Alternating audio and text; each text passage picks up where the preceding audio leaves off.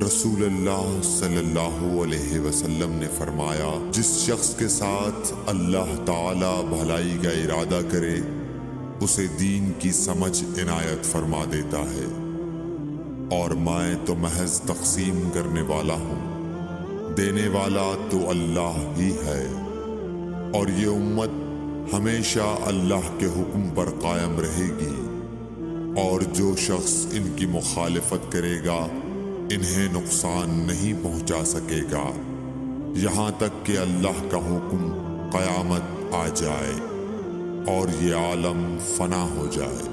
عبداللہ بن عمر رضی اللہ تعالی عنہ کہتے تھے کہ ہم رسول اللہ صلی اللہ علیہ وسلم کی خدمت میں حاضر تھے کہ آپ صلی اللہ علیہ وسلم کے پاس کھجور کا ایک گابھا لایا گیا۔ اسے دیکھ کر آپ نے فرمایا کہ درختوں میں ایک درخت ایسا ہے اس کی مثال مسلمان کی طرح ہے۔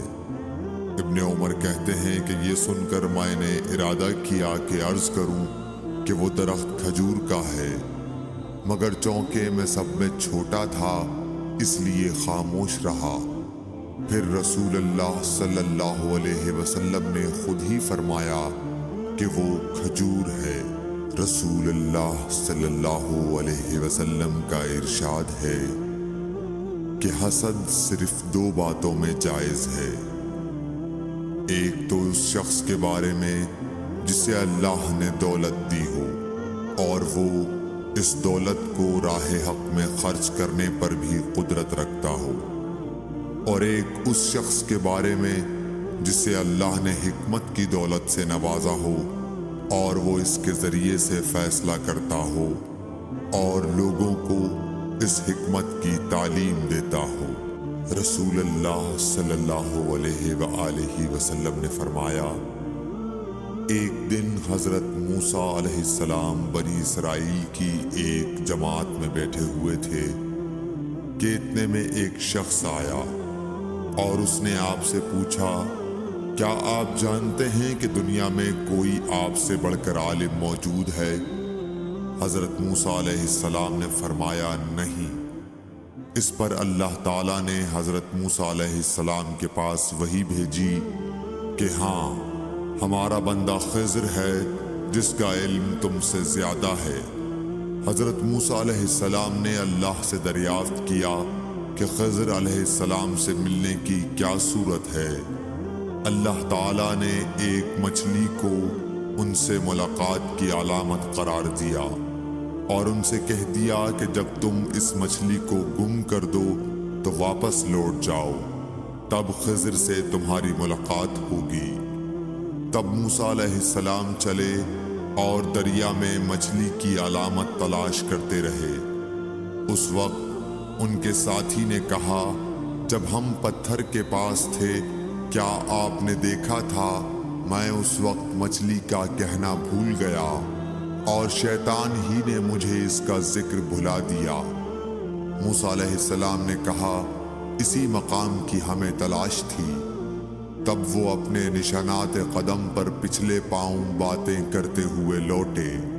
وہاں انہوں نے خضر علیہ السلام کو پایا۔ حضرت ابن عباس رضی اللہ تعالی عنہ نے فرمایا کہ ایک مرتبہ رسول اللہ صلی اللہ علیہ وآلہ وسلم نے مجھے سینے سے لگا لیا اور دعا دیتے ہوئے فرمایا کہ اے اللہ، اسے علم کتاب قرآن عطا فرمائیو۔ عبداللہ بن عباس رضی اللہ تعالی عنہ نے فرمایا کہ میں ایک مرتبہ گدھی پر سوار ہو کر چلا۔ اس زمانے میں بلوغ کے قریب تھا۔ رسول اللہ صلی اللہ علیہ وسلم منا میں نماز پڑھ رہے تھے اور آپ کے سامنے دیوار کی آڑ نہ تھی، تو میں بعض صفوں کے سامنے سے گزرا اور گدھی کو چھوڑ دیا۔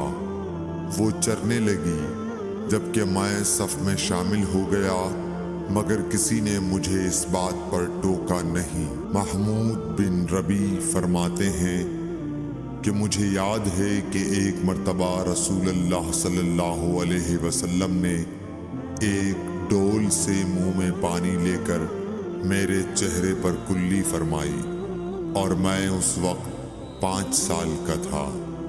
آپ صلی اللہ علیہ وآلہ وسلم نے فرمایا کہ اللہ تعالیٰ نے مجھے جس علم و ہدایت کے ساتھ بھیجا ہے اس کی مثال زبردست بارش کی سی ہے جو زمین پر خوب برسے۔ بعض زمین جو صاف ہوتی ہے وہ پانی کو پی لیتی ہے اور بہت بہت سبزہ اور گھاس اگاتی ہے، اور بعض زمین جو سخت ہوتی ہے وہ پانی کو روک لیتی ہے۔ اس سے اللہ تعالیٰ لوگوں کو فائدہ پہنچاتا ہے، وہ اس سے سیراب ہوتے ہیں اور سیراب کرتے ہیں۔ اور کچھ اور زمین کے بعض خطوں پر پانی پڑتا ہے جو بالکل چٹیل میدان ہوتے ہیں، نہ پانی روکتے ہیں اور نہ ہی سبزہ اگاتے ہیں۔ تو یہ اس شخص کی مثال ہے جو دین میں سمجھ پیدا کرے اور نفع دے، اس کو وہ چیز جس کے ساتھ میں مبعوث کیا گیا ہوں اس نے علم دین سیکھا اور سکھایا، اور اس شخص کی مثال جس نے سر نہیں اٹھایا یعنی توجہ نہیں کی، اور جو ہدایت دے کر میں بھیجا گیا ہوں اسے قبول نہیں کیا۔ رسول اللہ صلی اللہ علیہ وسلم نے فرمایا، علامت قیامت میں سے یہ ہے کہ دینی علم اٹھ جائے گا اور جہل ہی جہل ظاہر ہو جائے گا، اور اعلانیہ شراب پی جائے گی اور زنا پھیل جائے گا۔